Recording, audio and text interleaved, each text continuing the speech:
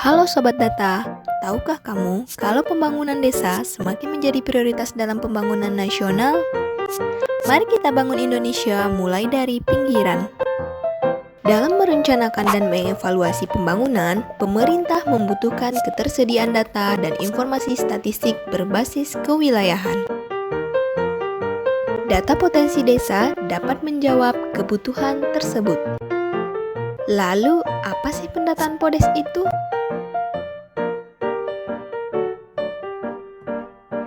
Pendataan potensi desa atau yang biasa disebut dengan PODES adalah pendataan lengkap satu-satunya yang memotret realitas sosial ekonomi di seluruh wilayah administrasi pemerintahan setingkat desa. Pendataan PODES merupakan pendataan terhadap infrastruktur serta berbagai potensi yang dimiliki setiap desa di Indonesia. Pendataan PODES menghasilkan basis data dan informasi yang bersifat spasial atau kewilayahan.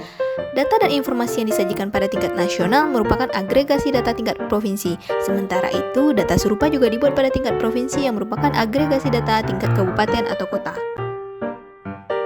Pendataan PODES pertama kali dilakukan oleh BPS tahun 1980. Pendataan PODES dilakukan secara periodik 3 kali dalam 10 tahun, yaitu 2 tahun menjelang sensus. Pada tahun berakhiran 1, pendataan PODES dilaksanakan untuk mendukung sensus pertanian, yaitu identifikasi wilayah konsentrasi usaha pertanian menurut sektor dan subsektor. Pada tahun berakhiran 4, PODES dilaksanakan untuk mendukung sensus ekonomi dalam rangka identifikasi usaha menurut sektor dan subsektor. Pada tahun berakhiran 8, PODES dilaksanakan untuk mendukung sensus penduduk, yaitu untuk identifikasi wilayah pemukiman baru. Kuesioner PODES 2021 terdiri dari 19 blok yang di dalamnya terdapat ratusan butir pertanyaan. Lalu, data apa saja sih yang dikumpulkan pada pendataan PODES 2021?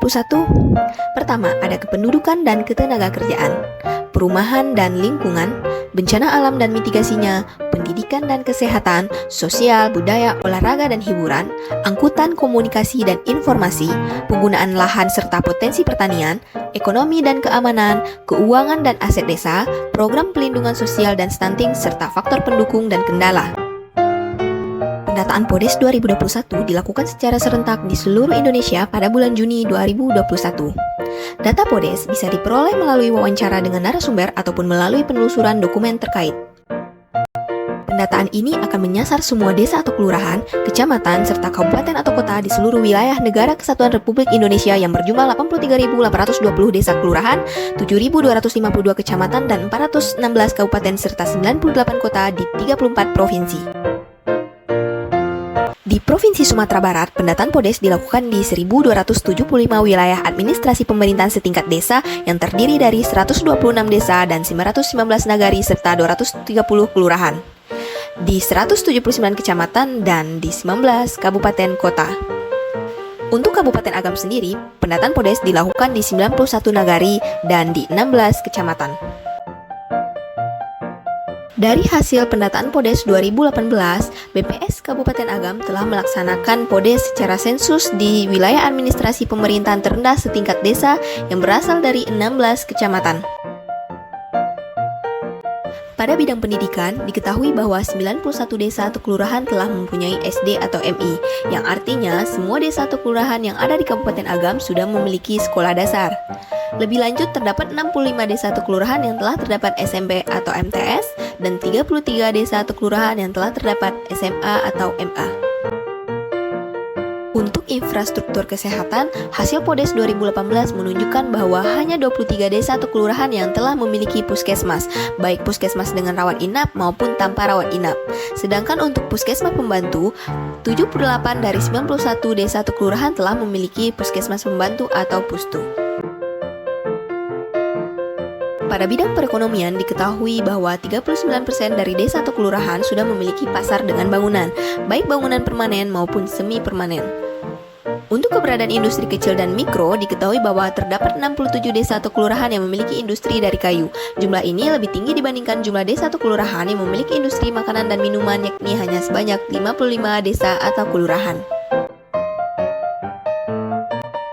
Terkait dengan tingkat elektrisitas, diketahui bahwa semua desa atau kelurahan, yaitu di 91 desa atau kelurahan, telah terdapat keluarga pengguna listrik PLN. Pada bidang perumahan dan lingkungan hidup, dilihat dari sumber air minum, sebagian besar keluarga, ternyata 25 desa atau kelurahan di Kabupaten Agam menggunakan air isi ulang sebagai sumber air minumnya.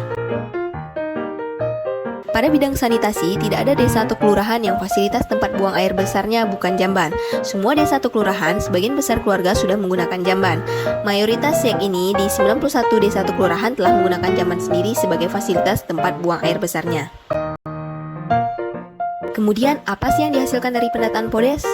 Pertama, mendapatkan data di berbagai bidang di setiap desa seperti potensi sosial, potensi ekonomi, serta potensi sarana dan prasarana di wilayah desa. Kedua, bahan penyusunan berbagai analisis dan pengambilan kebijakan terkait wilayah seperti identifikasi desa tertinggal dan desa rawan bencana. Yang ketiga, bahan penyusunan statistik hingga wilayah terkecil.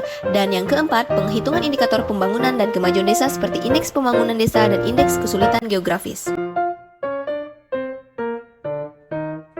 Siapa yang akan menjadi responden atau narasumber pada PODES 2021? Pada tingkat desa atau kelurahan, narasumber pendataan PODES adalah aparat desa atau kelurahan dan narasumber lain yang terkait atau relevan. Pada tingkat kecamatan, data PODES dapat diperoleh dari aparat kecamatan, unit pelaksana teknis dinas di kecamatan, polsek, koramil, dan sebagainya. Pada tingkat kabupaten atau kota, narasumber PODES adalah aparat kabupaten, OPD Dinas Pertambangan dan Energi, Dinas Perindustrian, Dinas Perhubungan, Dinas Tenaga Kerja, Polres, Dinas Sosial, dan lain-lain. Data PODES telah dimanfaatkan oleh berbagai stakeholder.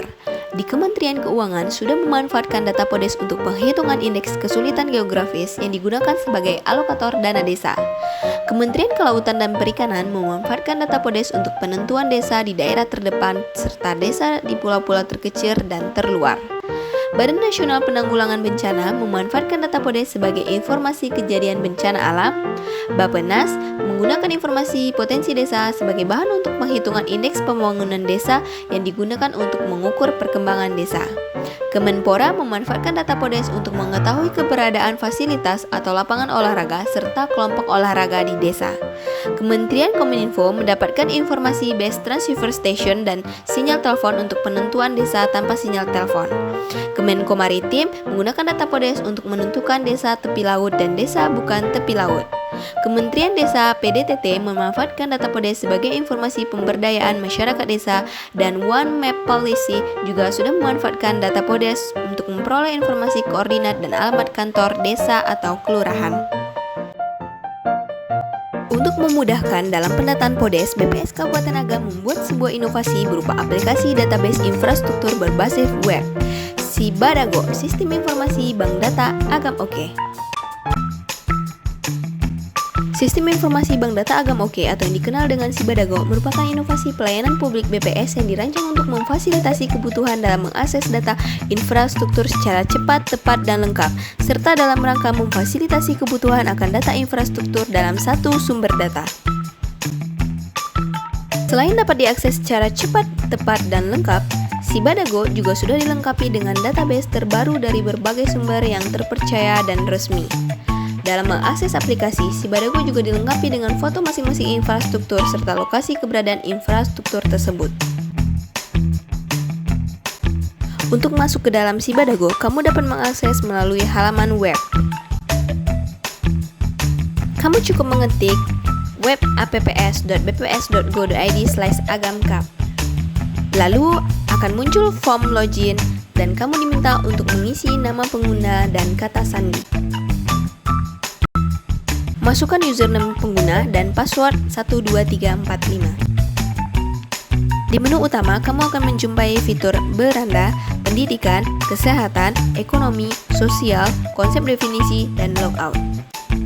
Pada fitur menu pendidikan, ada 339 pendidikan prasekolah, 451 pendidikan dasar, 125 pendidikan menengah pertama, dan 71 pendidikan menengah atas. Untuk fitur menu kesehatan, ada 2 rumah sakit, 162 puskesmas, 874 posyandu, 60 polindes, 52 puskesri, dan 71 apotek. Sedangkan fitur pada menu ekonomi, ada 38 pasar, 223 koperasi, 130 akomodasi, 50 sentra industri, 22 toko, 212 base transceiver station. Dan di menu fitur sosial, Ada 556 masjid, 1302 musola, 11 cagar budaya, 184 organisasi, dan 18 embung.